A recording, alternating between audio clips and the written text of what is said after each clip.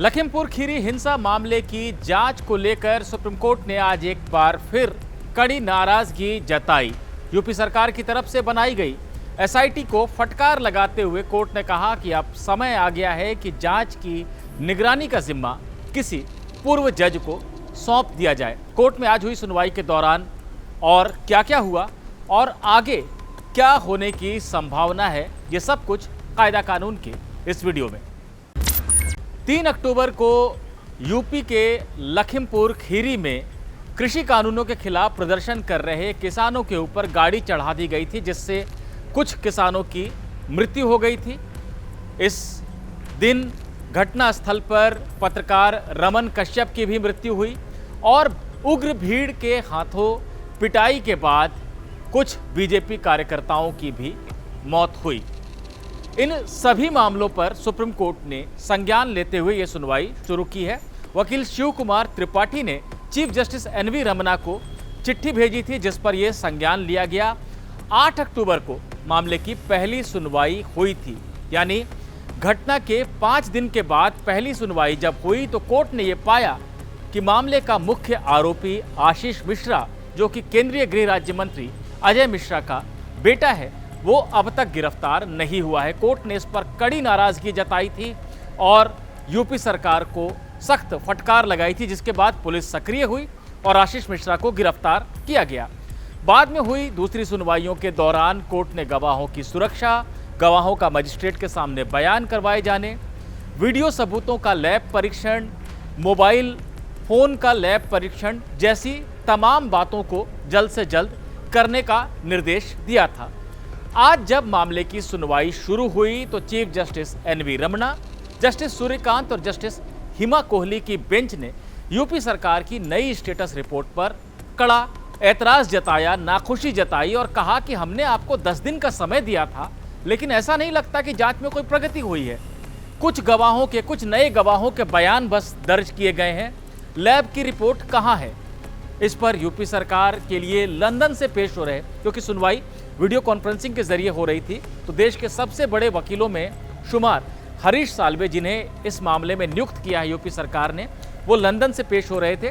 उन्होंने बचाव करते हुए कहा कि नहीं, लैब का ये कहना है कि वो 15 नवंबर तक रिपोर्ट देंगे और हम लगातार उनके संपर्क में हैं, तो ऐसा नहीं है कि इस मामले में ढिलाई बरती जा रही है, जांच अच्छी तरह से हो रही है। इसके बाद जजों ने पूछा कि आपने 13 आरोपियों में से सिर्फ एक आशीष मिश्रा का मोबाइल फोन जब्त किया, क्या बाकी 12 लोग मोबाइल फोन का इस्तेमाल नहीं करते आज के ज़माने में? साल्वे के लिए इस बात का भी जवाब देना मुश्किल हो गया। उन्होंने कहा कि ये आरोपी कह रहे हैं कि इनके पास फ़ोन नहीं है, लेकिन हमें ऐसा लगता है कि इन्होंने अपना मोबाइल फ़ोन कहीं फेंक दिया, लेकिन हमने इनका नंबर जुटा लिया है और नंबर के आधार पर कॉल डाटा रिकॉर्ड भी हासिल कर लिया गया है, अब उसकी समीक्षा हो रही है। जज इन बातों से बिल्कुल नाखुश नज़र आ रहे थे। जजों ने ये तक कहा कि आप जिस तरह से गवाहियां करवा रहे हैं, उससे ऐसा लगता है कि एक आरोपी को प्राथमिकता दी जा रही है और उसे बचाने की तरफ ज़्यादा जोर है। साफ तौर पर यह इशारा आशीष मिश्रा की तरफ था, केंद्रीय गृह राज्य मंत्री अजय मिश्रा के बेटे की तरफ, हालांकि जजों ने उनका नाम नहीं लिया। इसके बाद पत्रकार रमन कश्यप, जो कि उस दिन मारे गए थे, और बीजेपी कार्यकर्ता श्याम सुंदर, जो कि उसी दिन वहां पर भीड़ के हाथों हुई पिटाई में मारे गए थे, उनके परिवार के वकीलों ने भी अपना पक्ष रखा और उन्होंने एसआईटी की जांच पर असंतोष जताया। जजों ने इसके बाद काफी देर तक आपस में मंत्रणा की, विचार विमर्श किया और आखिरकार बेंच के सदस्य जस्टिस सूर्यकांत ने कहा कि हम एसआईटी की तरफ से की जा रही जांच से संतुष्ट नहीं है। ऐसा लग रहा है कि तीनों तरह की हत्याओं को आपस में मिला दिया जा रहा है, जिससे किसी भी मामले में शायद न्याय नहीं हो पाएगा।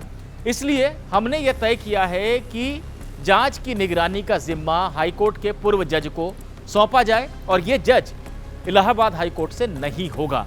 हमारी नज़र में 2 नाम हैं, पंजाब हरियाणा हाईकोर्ट के पूर्व जज रंजीत सिंह और पंजाब हरियाणा हाईकोर्ट के ही पूर्व जज राकेश कुमार। हम इनमें से किसी को नियुक्त करना चाहते हैं ताकि तीनों तरह के मामलों की ठीक से जांच हो और सभी में समय पर चार्जशीट दाखिल हो जाए, सभी मामलों में इंसाफ हो सके। यूपी सरकार के वकील हरीश साल्वे ने समय की मांग करते हुए कहा कि वो एक और रिपोर्ट भी देना चाहते हैं, साथ ही इस पहलू पर निर्देश लेना चाहते हैं। जजों ने कल ही सुनवाई की बात कही, लेकिन साल्वे के अनुरोध पर आखिरकार इस सुनवाई को शुक्रवार 12 नवंबर के लिए टाल दिया गया है। तो 12 नवंबर को यह तय हो जाएगा कि वो कौन से पूर्व जज होंगे जो लखीमपुर खीरी हिंसा मामले की जांच की निगरानी करेंगे, और जो जज निगरानी करेंगे उनका मैंडेट क्या होगा, यानी उनको क्या क्या काम करना होगा, और क्या सुप्रीम कोर्ट आगे भी इस मामले पर रिपोर्ट लेता रहेगा। ये सभी बातें शुक्रवार 12 नवंबर को तय हो जाएंगी।